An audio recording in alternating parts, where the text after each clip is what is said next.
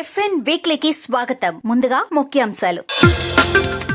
Floating feed వినియోగం పెంపునకు king fish ముందంజ.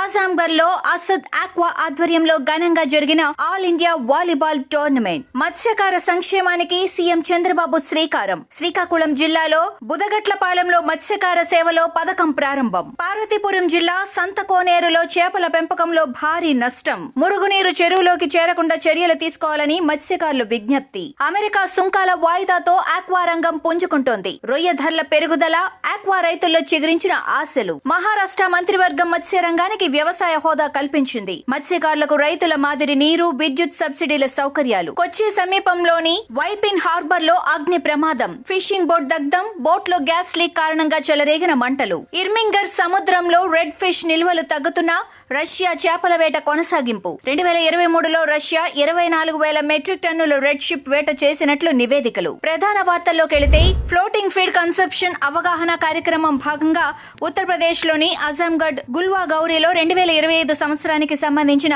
All India volleyball tournament Asad Aqua Traders నిర్వహించారు. ఈ టోర్నమెంట్ ను స్పాన్సర్ చేయాలని Asad Aqua Traders King Fish management ను కోరగా కింగ్ ఫిష్ మేనేజ్మెంట్ ముందుకు వచ్చి ఆల్ ఇండియా వాలీబాల్ టోర్నమెంట్ 2025 ప్రారంభించారు. ఈ కార్యక్రమంలో మేనేజింగ్ డైరెక్టర్ సుబ్రహ్మణ్యం గారు, సీఎంఓ శ్రీనివాస్ తేటలి గారు, సీఈఓ శేషాద్రి గారు, టెక్నికల్ హెడ్ వైవి రమణ మరియు యూపీ డీలర్స్ పాల్గొన్నారు. King Fish management fish farming లో ఫ్లోటింగ్ ఫీడ్ కన్సెప్షన్ ను పెంపొందించేందుకు ప్రోత్సహించారు. శ్రీకాకుళం జిల్లా హెచ్ఎల్ నియోజకవర్గంలోని బుడగట్లపాలెంలో మత్స్యకారుల సేవలో అనే పథకాన్ని ముఖ్యమంత్రి నారా చంద్రబాబు నాయుడు అధికారికంగా ప్రారంభించారు. ఈ సందర్భంగా సీఎం మాట్లాడుతూ గతంలో వేట విరామ సమయంలో ఇచ్చే 10,000 సాయాన్ని మత్స్యకారుల కష్టాలను దృష్టిలో పెట్టుకుని 20,000కు పెంచామని పేర్కొన్నారు. ఏడాది మొత్తం 1,29,178 మందికి 20,000 రూపాయల చొప్పున 258.35 కోట్ల విరాళాన్ని ప్రభుత్వం నేరుగా వారి ఖాతాల్లో జమ చేసింది. వేట నిషేధ సమయంలో ఆదాయ మార్గాలు లేక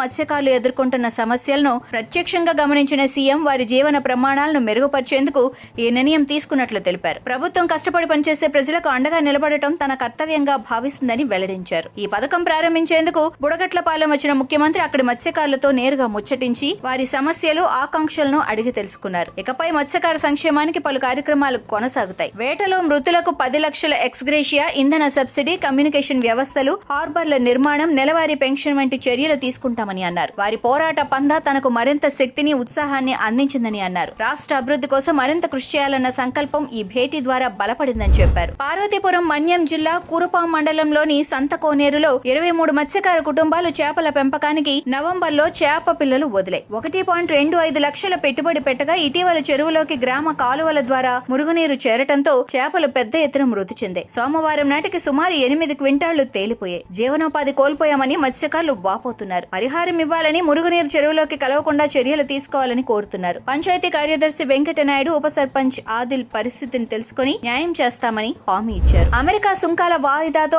ఆక్వా రంగం క్రమంగా పుంజుకుంటోంది. రొయ్య ధరలు పెరుగుతూ ఉండటంతో రైతుల్లో ఆశలు చిగురిస్తున్నాయి. సుంకాల ప్రభావంతో 100 కౌంటు ధర 240 రూపాయల నుండి 190 నుండి 200 రూపాయల వరకు పడిపోయింది. 30 కౌంటు ధర 470 నుండి 390కి 400కి దిగిపోయింది. రైతులు 1 నుంచి 2 లక్షల వరకు నష్టపోయారు. ముఖ్యమంత్రి నారా చంద్రబాబు నాయుడు చేపట్టిన చర్యలతో రొయ్య మేతల ధరలు తగ్గగా రొయ్య ధరల్లో నిలకడ ఏర్పడింది. దళారుల ప్రభావం తగ్గి ఆక్వా రైతులు తిరిగి ఆశలు పెంచుకుంటున్నారు. 50, 40, 30 కౌంట్ల ధరలు పడినప్పటికీ పెద్ద కౌంటు ధర 20 నుండి 30 పెరిగితే ఊరట కలుగుతుందని రైతులు చెప్పారు. NFDB national fishery development board Peddapalli, Ramagundam మరియు మందని ప్రాంతానికి చెందిన షెడ్యూల్డ్ కులాల మత్స్యకారుల సహకార సంఘం సభ్యులకు అవగాహన కార్యక్రమాన్ని నిర్వహించింది. షెడ్యూల్ కులాల జాతీయ కమిషన్ గౌరవ సభ్యుడు శ్రీ వడ్డేపల్లి రామచంద్ర గారు GOI ఈ కార్యక్రమానికి ముఖ్య అతిథిగా హాజరై ఎస్సీ సమాజాన్ని ఆక్వాకల్చర్ కార్యక్రమాలలో భాగస్వాములు కావాలని ప్రోత్సహించారు. NFDB మరియు తెలంగాణ మత్స్యశాఖ అధికారులు వివిధ ప్రభుత్వ పథకాలు PMMSY, PMMKSSY, KCC,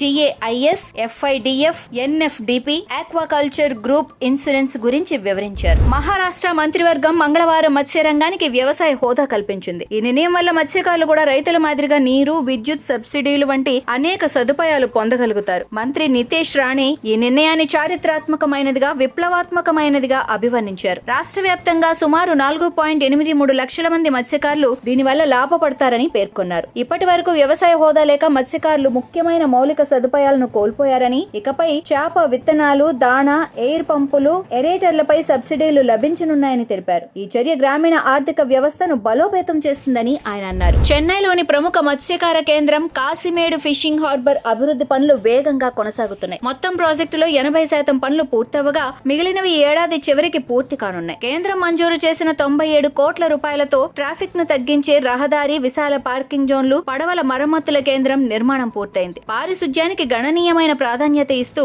75,000 లీటర్ల సామర్థ్యం కలిగిన 2 శుద్ధి కర్మాగారాలు తుది దశలో ఉన్నాయి. Chennai port trust chairman Sunil Paliwal మాట్లాడుతూ, ఈ ప్రాజెక్టు పూర్తయితే కాసిమేడు దేశంలోనే అత్యుత్తమ మత్స్యకార కేంద్రంగా మారుతుందని విశ్వాసం వ్యక్తం చేశారు. ఏప్రిల్ 15 నుండి కర్ణాటక తూర్పు తీరంలో అమల్లో ఉన్న 61 రోజుల ఫిషింగ్ నిషేధం, పశ్చిమ తీరంలో వీచే ప్రతికూల వాతావరణం చేపల ధరలను గగనానికి చేర్చాయి. బిగ్ ఐ స్నాపర్, డిస్కో మరియు రీఫ్ కార్డ్ మురు ధరలు గత సంవత్సరం కంటే 3 రెట్లు పెరిగాయి. తెల్ల పాంప్రెట్ 1700 రూపాయలు, సీర్ ఫిష్ 1200 రూపాయలు కిలోకు అమ్ముడవుతున్నాయి. మాకేరెల్ ధరలు 380 నుండి 420కు చేరాయి. గత 15 రోజుల్లోనే 30% పెరుగుదల నమోదైంది. చేపల వేట నిషేధం, అధిక నిర్వహణ ఖర్చులు, చాలా పడవలు వేటకు దూరంగా ఉండటం సరఫరా లోటుకు దారితీసింది. రిటైలర్లు ధరలు ఆగస్టులో మాత్రమే తగ్గే అవకాశం ఉందని భావిస్తున్నారు. తూర్పు తీరంలో నిషేధం జూన్ మధ్యలో ముగుస్తుండగా, పశ్చిమ తీరంలో నిషేధం జూన్ లో మొదలవుతుంది. అంటే వినియోగదారులకు తక్కువ ధరల్లో చేపలు దొరికే పరిస్థితి కనిపించడం లేదు. తమిళనాడులో చెంగల్పట్టు జిల్లా తీరాన్ని కోత నుంచి రక్షించేందుకు మత్స్యశాఖ నిర్మించిన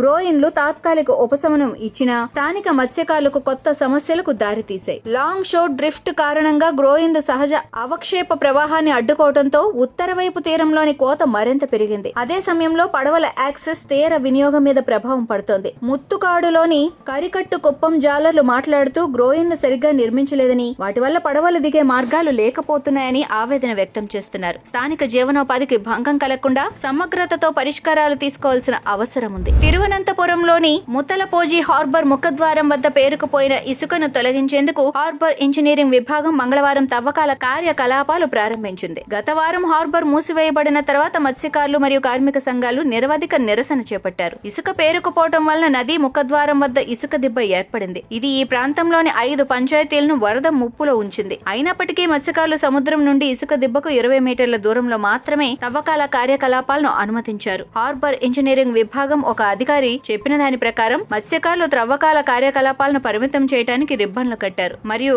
డ్రెడ్జర్ రాక ముందు ఇసుక దిబ్బను పూర్తిగా తెరవకూడదని డిమాండ్ చేశారు. డ్రెడ్జర్ వచ్చిన తర్వాత మాత్రమే ఇసుక దిబ్బను తెరవాలని మత్స్యకారులు పట్టుబడుతున్నారు. TNJFU, FCNRI నుండి 54 మంది BFSC 4th బ్యాచ్ విద్యార్థులు, అసిస్టెంట్ ప్రొఫెసర్లు డాక్టర్ టి ఉమామహేశ్వరి మరియు డాక్టర్ బి శివరామన్తో కలిసి MPEDA ప్రధాన కార్యాలయాన్ని సందర్శించారు. MPEDA deputy director Shri S Ashok Kumar MPEDA యొక్క సముద్ర ఆహార ఎగుమతులను ప్రోత్సహించే కార్యక్రమాలు మరియు ప్రపంచ మార్కెట్లో ఎగుమతిని పెంచడానికి చేపట్టిన చర్యలపై ప్రెజెంటేషన్ ఇచ్చారు. Junior technical officer aqua Sri Geo Christy విద్యార్థులతో ఆక్వాకల్చర్, ఫిషరీ ప్రాసెసింగ్, నాణ్యత నియంత్రణ, ఎగుమతి వంటి MPEDA కార్యకలాపాలను పంచుకున్నారు. ఆదివారం కొచ్చి సమీపంలోని వైపిన్ హార్బర్ లో జరిగిన అగ్ని ప్రమాదంలో ఒక ఫిషింగ్ బోట్ పూర్తిగా దగ్ధమైంది. అధికారులు తెలిపిన వివరాల మేరకు ఈ నౌక తమిళనాడులోని కన్యాకుమారి జిల్లాకు చెందిన కొలచెన్ నివాసికి సంబంధించింది. బోట్లో కార్మికులు వంట చేస్తున్న సమయంలో గ్యాస్ లీక్ అవ్వటం వల్ల మంటలు చెలరేగినట్లు అనుమానిస్తున్నారు. ప్రాథమిక విచారణ ప్రకారం మంటలు అకస్మాత్తుగా ప్రారంభమయ్యాయి. అయితే బోట్లోని కార్మికులు క్షేమంగా తప్పించుకున్నారు. అగ్నిమాపక సిబ్బంది సంఘటనా స్థలానికి చేరుకొని మంటలను అదుపులోకి తెచ్చారు.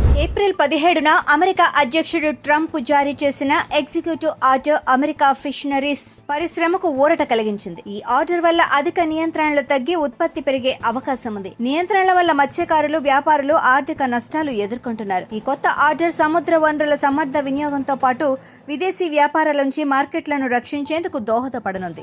ఇర్మింగర్ సముద్రంలో రెడ్ ఫిష్ నిల్వలు తీవ్రంగా తగ్గిపోతున్న రష్యా చేపల వేటను కొనసాగిస్తోంది. శాస్త్రవేత్తలు వేట నిలిపివేయాలని సూచించగా రష్యా గతంలో ఆమోదించిన హామీలను పాటించలేకపోయింది. 2023లో రష్యా 24,000 మెట్రిక్ టన్నుల రెడ్ ఫిష్ వేట చేసింది. ఉక్రెయిన్ పై దాడి తర్వాత రష్యా ICES సభ్యత్వం కోల్పోయి డేటా భాగస్వామ్యం నిలిపివేసింది. బయాలజిస్ట్ అయిన క్రిస్టియన్స్ మాట్లాడుతూ, గత సంవత్సరం ఇర్మింగర్ సముద్రంలో మేము ఒక సర్వే నిర్వహించాం. గతంలో ఈ సర్వేలో రష్యా కూడా పాల్గొనేది, కానీ ఇప్పుడు వారు బయాలజికల్ డేటా ఇవ్వటం లేదు. ఇది నిస్సందేహంగా ప్రభావితం చేస్తోంది అని అన్నారు. అయితే రష్యా ఈ ప్రాంతానికి సంబంధించిన రెగ్యులేటరీ సంస్థ అయిన north east Atlantic fisheries commission కు వేట గణాంకాలను మాత్రం అందిస్తోంది. పర్యావరణ పరిరక్షణ సంస్థలు క్లైంట్ ఎర్త్ మరియు ఓషియానా పశ్చిమ ఆఫ్రికా తీర ప్రాంతాల్లో అక్రమంగా చేపలు వేట చేస్తున్న స్పెయిన్ జెండా కలిగిన నౌకలపై సరైన చర్యలు తీసుకోలేదని ఆరోపిస్తూ స్పెయిన్ ప్రభుత్వంపై మాడ్రిడ్ లో కేసులను దాఖలు చేశాయి. ఈ నౌకలు సెనెగల్ మరియు గినియా బిస్సా తీరాల్లో కార్యకలాపాల సమయంలో తమ ట్రాకింగ్ వ్యవస్థలను AIS పదే నిలిపివేస్తున్న స్పెయిన్ అధికారులు చర్యలు తీసుకోలేదని NGOలు ఆరోపిస్తున్నాయి. ఇది యూరోపియన్ యూనియన్ చట్టానికి విరుద్ధమని కేసులో పేర్కొన్నాయి. ఇండోనేషియా అధికారులు ఉత్తర కాలిమంతాన్ సముద్రాల్లో అక్రమ వేట చేస్తున్న మలేషియా నౌకను పట్టుకున్నారు. సెబాటిక్ దీవి తూర్పు వైపున సరిహద్దు లోపల 7 మైళ్ల వరకు నౌక ప్రవేశించింది. 60 కిలోల చేపలు అనుమతులు లేని చోట వేట నిర్ధారణ అయింది. నౌకపై 4 మంది మలేషియన్ సిబ్బంది గ్రూపర్, రెడ్ స్నాపర్ చేపల వేట కోసం నెట్లు వినియోగిస్తున్నట్లు అధికారులు వెల్లడించారు. ఆస్ట్రేలియా అధికారులు ఈ నెలలో తమ జిల్లాలో అక్రమంగా వేట చేసిన 2 ఇండోనేషియా పడవలను సముద్రంలోనే ధ్వంసం చేశారు.